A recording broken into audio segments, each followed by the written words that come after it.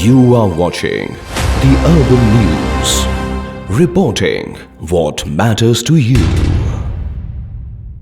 Space से सबके लिए भारत माता की जय। अंतरिक्ष में भारत का परचम लहराने के लिए मैं आपको हार्दिक बधाई और शुभकामनाएं देता हूं। जी प्रधानमंत्री जी, बहुत बहुत धन्यवाद आपकी विशेष का और 140 करोड़ मेरे देशवासियों की विशेष का। मैं यहाँ बिल्कुल ठीक हूँ, सुरक्षित हूँ आप सबके आशीर्वाद और प्यार की वजह से। बहुत अच्छा लग रहा है, बहुत नया एक्सपीरियंस है ये। और कहीं ना कहीं बहुत सारी चीज़ें ऐसी हो रही हैं जो दर्शाती हैं कि मैं और मेरे जैसे बहुत सारे लोग हमारे देश में और हमारा भारत किस दिशा में जा रहा है। ये जो मेरी यात्रा है, ये पृथ्वी से ऑर्बिट की 400 किलोमीटर तक की जो छोटी सी यात्रा है, ये सिर्फ मेरी नहीं है। मुझे लगता है कहीं ना कहीं हमारे देश की भी यात्रा है। बिकॉज जब मैं छोटा था, मैं कभी सोच नहीं पाया कि मैं एस्ट्रोनॉट बन सकता हूँ। लेकिन मुझे लगता है आपके नेतृत्व में आज का भारत ये मौका देता है और उन सपनों को साकार करने का भी मौका देता है। तो ये बहुत बड़ी उपलब्धि है मेरे लिए और मैं बहुत गर्व फील कर रहा हूँ कि मैं यहाँ पे अपने देश का प्रतिनिधित्व कर पा रहा हूँ। आप जो गाजर का हलवा ले गए हैं, क्या उससे अपने साथियों को खिलाया? जी प्रधानमंत्री जी, ये कुछ चीज़ें मैं अपने देश की खाने की लेके आया था, जैसे गाजर का हलवा, मूंग दाल का हलवा और आमरस। और मैं चाहता था कि ये बाकी भी जो मेरे साथी हैं, बाकी देशों से जो आए हैं, वो भी इसका स्वाद लें और चखें, जो भारत का जो रिच कलिनरी हमारा जो हेरिटेज है उसका एक्सपीरियंस लें। तो हम सभी ने बैठ के इसका स्वाद लिया साथ में और सबको बहुत पसंद आया। कुछ हैं कि कब वो नीचे आएंगे और हमारे देश आए और इनका स्वाद ले सके हमारे साथ। शुभ परिक्रमा करना भारत की सदियों पुरानी परंपरा है। आपको तो पृथ्वी माता की परिक्रमा का सौभाग्य मिला है। इस परिक्रमा में, इस तेज गति में, हम इस समय करीब 28,000 किलोमीटर प्रति घंटे की रफ्तार से चल रहे हैं आपसे बात करते वक्त। और ये गति पता नहीं चलती क्योंकि हम तो अंदर हैं, लेकिन कहीं ना कहीं ये गति जरूर दिखाती है कि हमारा देश कितनी गति से आगे बढ़ रहा है इस समय, कि हम यहाँ पहुंचे हैं और अब यहाँ से और आगे जाना है। अच्छा शुभ, अंतरिक्ष की विशालता देखकर सबसे पहला विचार क्या आया आपको? पहली बार भारत को देखा तो हम मैप पे पढ़ते हैं भारत को, हम देखते हैं बाकी देशों का आकार कितना बड़ा है, हमारा आकार कैसा है, वो मैप पे देखते हैं। लेकिन वो सही नहीं होता क्योंकि वो एक हम 3D ऑब्जेक्ट को 2D यानी पेपर पे हम उतारते हैं। भारत सच में बहुत भव्य दिखता है, बहुत बड़ा दिखता है। जितना हम मैप पे देखते हैं उससे कहीं ज़्यादा बड़ा। और जो वननेस की फीलिंग है, पृथ्वी की वननेस की फीलिंग है, जो हमारा भी मोटो है कि अनेकता में एकता, वो बिल्कुल उसका महत्व ऐसा समझ में आता है बाहर से देखने में कि लगता है कि कोई बॉर्डर एग्जिस्ट ही नहीं करता, कोई राज्य नहीं एग्जिस्ट करता, कंट्रीज नहीं एग्जिस्ट करती। फाइनली हम सब ह्यूमैनिटी का पार्ट है और अर्थ हमारा एक घर है और हम सब के सब उसके सिटीजन्स हैं। अब आप रियल सिचुएशन में हैं, सच में अंतरिक्ष में हैं, वहां की परिस्थितियां कितनी अलग हैं, कैसे एडप्ट कर रहे हैं? यहाँ पे तो सब कुछ ही अलग है प्रधानमंत्री जी। ट्रेनिंग की हमने पिछले पूरे 1 साल में। सारे सिस्टम्स के बारे में मुझे पता था, सारे प्रोसेस के बारे में मुझे पता था, एक्सपेरिमेंट्स के बारे में मुझे पता था। लेकिन यहाँ आते ही सडनली सब चेंज हो गया। बिकॉज हमारे शरीर को ग्रेविटी में रहने की इतनी आदत हो जाती है कि हर एक चीज़ उससे डिसाइड होती है। पर यहाँ आने के बाद चूंकि ग्रेविटी माइक्रो ग्रेविटी है, एब्सेंट है, तो छोटी छोटी चीज़ें भी बहुत मुश्किल हो जाती हैं। अभी आपसे बात करते वक्त मैंने अपने पैरों को बांध रखा है, नहीं तो मैं ऊपर चला जाऊंगा। और माइक को भी जैसे छोटी छोटी चीज़ें हैं, इसको छोड़ के दूं तो भी ये ऐसे फ्लोट करता रहता है। पानी पीना, पैदल चलना, सोना बहुत बड़ा चैलेंज है। आप छत पे सो सकते हैं, आप दीवारों पे सो सकते हैं, आप जमीन पे सो सकते हैं। तो पता सब कुछ होता है प्रधानमंत्री जी। ट्रेनिंग अच्छी है, लेकिन वातावरण चेंज होता है तो थोड़ा सा यूज्ड टू होने में 1-2 दिन लगते हैं। आप अंतरिक्ष यात्रा पर हैं, लेकिन भारत की यात्रा भी चल रही होगी। भीतर में भारत दौड़ता होगा। क्या उस माहौल में मेडिटेशन और माइंडफुलनेस का लाभ भी मिलता है क्या?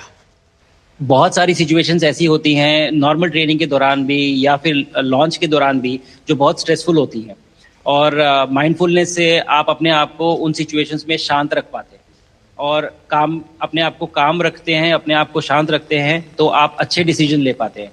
कहते हैं कि दौड़ते हुए भोजन कोई भी नहीं कर सकता, तो जितना आप शांत रहेंगे उतना ही अच्छे से आप डिसीजन ले पाएंगे। तो आई थिंक माइंडफुलनेस का बहुत इंपॉर्टेंट रोल होता है इन चीज़ों में। आप अंतरिक्ष में कई एक्सपेरिमेंट कर रहे हैं। क्या कोई ऐसा एक्सपेरिमेंट है जो आने वाले समय में एग्रीकल्चर या हेल्थ सेक्टर को फायदा पहुंचाएगा? जी प्रधानमंत्री जी, मैं बहुत गर्व से कह सकता हूं कि पहली बार भारतीय वैज्ञानिकों ने 7 यूनिक एक्सपेरिमेंट्स डिज़ाइन किए जो कि मैं अपने साथ स्टेशन पे लेके आया हूं। और पहला एक्सपेरिमेंट जो मैं करने वाला हूं, जो कि आज ही के दिन में शेड्यूल्ड है, वो है स्टेम सेल्स के ऊपर। अंतरिक्ष में आने से क्या होता है कि ग्रेविटी चूंकि एब्सेंट होती है तो लोड खत्म हो जाता है, तो मसल लॉस होता है। तो जो मेरा एक्सपेरिमेंट है वो ये देख रहा है कि क्या कोई सप्लीमेंट दे के हम इस मसल लॉस को रोक सकते हैं या फिर डिले कर सकते हैं। इसका डायरेक्ट इम्प्लीकेशन धरती पे भी है कि जिन लोगों का मसल लॉस होता है ओल्ड एज की वजह से, तो उनके ऊपर ये सप्लीमेंट्स यूज़ किए जा सकते हैं। तो मुझे लगता है कि ये डेफिनेटली वहाँ यूज़ हो सकता है। साथ ही साथ जो दूसरा एक्सपेरिमेंट है वो माइक्रो एल्गी की ग्रोथ के ऊपर। ये माइक्रो एल्गी बहुत छोटे होते हैं लेकिन बहुत न्यूट्रिशियस होते हैं।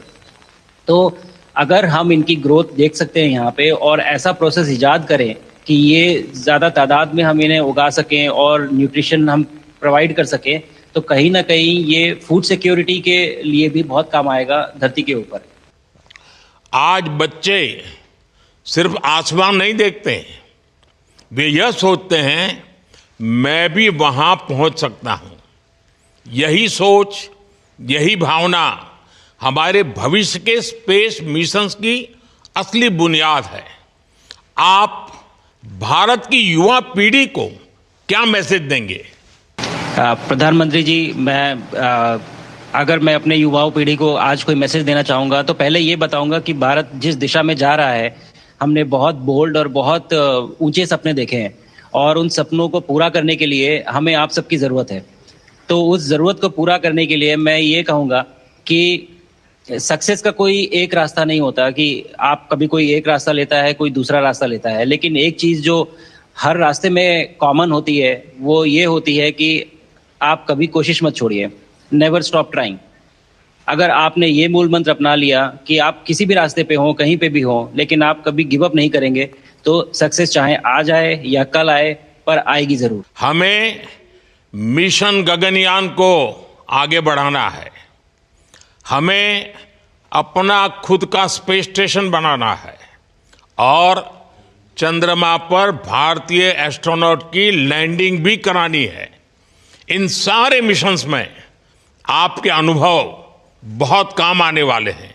जो मुझे लेसन्स मिले हैं, जो मुझे सीख मिली है, वो सब एक स्पॉन्ज की तरह मैं एब्जॉर्ब कर रहा हूँ और मुझे यकीन है कि ये सारी चीज़ें बहुत वैल्यूएबल प्रूव होंगी, बहुत इम्पॉर्टेंट होंगी हमारे लिए जब मैं वापस आऊँगा और हम इन्हें इफेक्टिवली अपने मिशंस में इनके लेसन्स अप्लाई कर सकेंगे और जल्दी से जल्दी उन्हें पूरा कर सकेंगे। बिकॉज मेरे साथी जो मेरे साथ आए थे, कहीं ना कहीं उन्होंने भी मुझसे पूछा कि हम कब गगनयान पे जा सकते हैं, जो सुन के मुझे बहुत अच्छा लगा और मैंने बोला कि जल्दी ही। आज मैं विश्वास से कह सकता हूं कि ये भारत के गगनयान मिशन की सफलता का पहला अध्याय है। अब भारत सिर्फ उड़ान नहीं भरेगा, भविष्य में नई उड़ानों के लिए मंच तैयार करेगा। यहाँ पहुँचने के बाद मुझे पर्सनल एकम्प्लिशमेंट तो एक है ही, लेकिन कहीं ना कहीं मुझे ये लगता है कि ये हमारे देश के लिए एक बहुत बड़ा कलेक्टिव अचीवमेंट है। और मैं हर एक बच्चे को जो ये देख रहा है, हर एक युवा को जो ये देख रहा है, एक मैसेज देना चाहता हूँ और वो ये है कि अगर आप कोशिश करते हैं और आप अपना भविष्य बनाते हैं अच्छे से, तो आपका भविष्य अच्छा बनेगा और हमारे देश का भविष्य अच्छा बनेगा। और केवल एक बात अपने मन में रखिए, that sky is never the limit, ना आपके लिए, ना मेरे लिए और ना भारत के लिए। तिरंगा आप मेरे पीछे देख रहे हैं, ये यहाँ नहीं था। आज कल के पहले जब मैं यहाँ पे आया हूँ तब हमने ये यहाँ पे पहली बार लगाया है, तो ये बहुत भावुक करता है मुझे और बहुत अच्छा लगता है देख के कि भारत आज इंटरनेशनल स्पेस स्टेशन पहुंच चुका है। शुभांशु, मैं आपको और आपके सभी साथियों को आपके मिशन की सफलता के लिए बहुत बहुत शुभकामनाएं देता हूं। धन्यवाद प्रधानमंत्री जी, धन्यवाद। और सारे 140 करोड़ देशवासियों को धन्यवाद। और स्पेस से सबके लिए भारत माता की जय।